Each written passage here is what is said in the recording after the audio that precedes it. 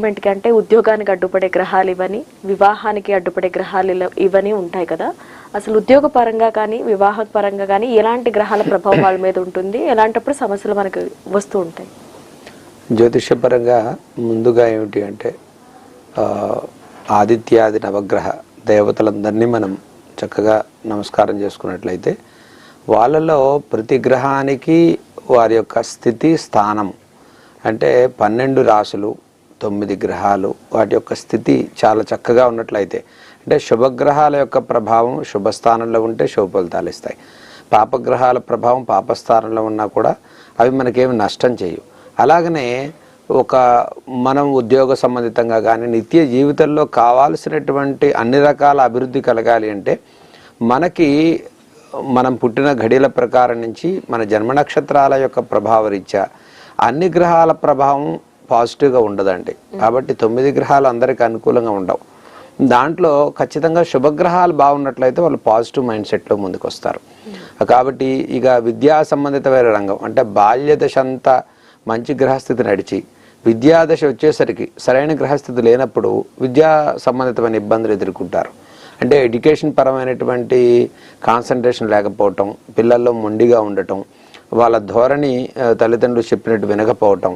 ఇక ఆ దశ యొక్క ప్రభావం ఎలా ఉంటుందంటే వాళ్ళు చదువు కన్నా ముందు ఆటలకు ఎక్కువ ప్రయారిటీ ఇస్తారు.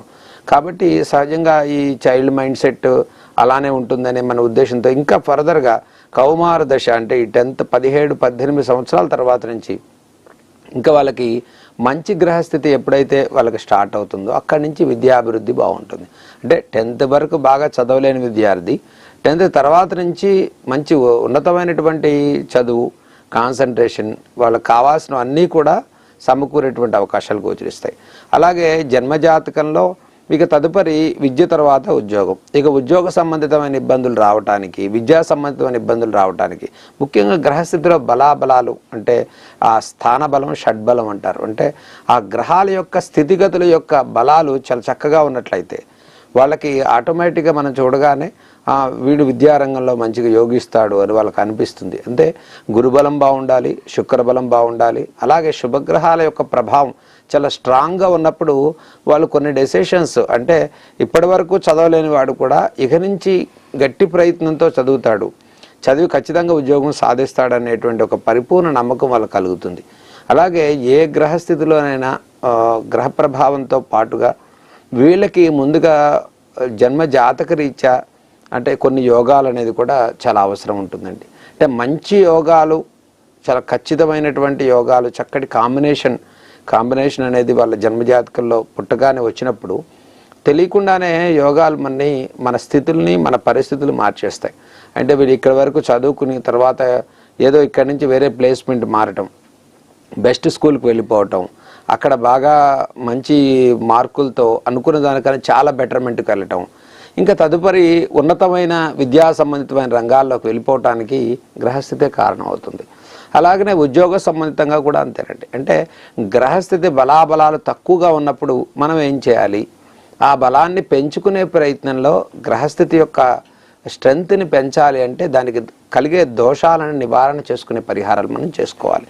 కాబట్టి దశమస్థితి కానీ చతుర్థ స్థితి కానీ అష్టమ స్థితి కానీ ఇక ఆరోగ్యపరంగా కానీ ఇవన్నీ బాగున్నా మరి నిత్య ఆరోగ్యవంతుడై ఉండకపోతే ఇవన్నీ చేయలేం కదా. కాబట్టి మళ్ళీ ముఖ్యంగా ఆరోగ్య స్థానాన్ని మనం దృష్టిలో పెట్టుకుని కొన్ని పరిహారాలు చేసుకోవాల్సి ఉంటుంది. కాబట్టి ప్రతి ఒక్కటి పరిహారంతో అవుతుందా అంటే అసలు జీవితంలో ఏ పరిహారం చేయకుండా చక్కటి గ్రహస్థితి ఉన్నప్పుడు ఆ గ్రహస్థితిని అనుసరించి మనం నిత్య జీవన మార్గంలో దైవిక బలంతో కూడా మన మంచి జ్ఞానంతో అనుకున్న కార్యాచరణ అనుకున్న విధంగా పూర్తి చేయొచ్చు.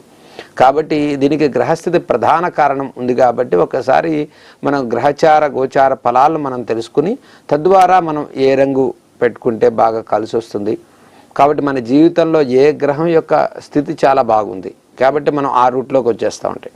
కాబట్టి గురుస్థితి కానీ శుక్రస్థితి చాలా బాగున్నప్పుడు ప్రొఫెసర్స్ కానీ మనం చక్కగా మంచి లాయర్స్ కానీ అడ్వకేట్స్ ఇలాంటి రూట్లోకి వచ్చినప్పుడు దాని నుంచి మనం ఇంకా ఉత్తమోత్తమైన ఫలితాలు పొందాలంటే మనకు అడ్డుపడే గ్రహాలు ఏమిటి అంటే మనకి గ్రహస్థితి ప్రజెంట్ దశానాథుడు బాగుండలేదా లేదా నవాంశ స్థితి బాగుండలేదా మనకి ఏ దశలో ఈ గ్రహం యొక్క బలం తక్కువగా ఉంది ఇవన్నీ మనం చూసుకుని తద్వారా గ్రహశాంతి చేసుకోవటం ఆ గ్రహానికి బలం ఇచ్చుకునేటువంటి స్థితిని చూసుకోవటం మనకి అదృష్ట రత్నాన్ని మనకి యోగాన్ని ఇచ్చేటువంటి రత్నాన్ని ఒకటి ధరించుకోవటం తద్వారా ఏమవుతుందంటే ఆ దశానాథుడి యొక్క బలహీన స్థితి వల్ల మనకు కలిగే యోగాలు బలహీనపడతాయి అంటే అయ్యే పని చాలా డిలే అవ్వటం ఉద్యోగం చాలా ఆలస్యంగా రావటం తద్వారా మనం చేసే ప్రతి పరిహారం కూడా తొందరగా మనం అనుకున్న డెస్టినీని రీచ్ చేసుకోవటానికి అనుకున్న కామ్యాలను శీఘ్రంగా నెరవేర్చుకోవటానికి ఇవన్నీ గ్రహస్థితి యొక్క ప్రభావాల వల్ల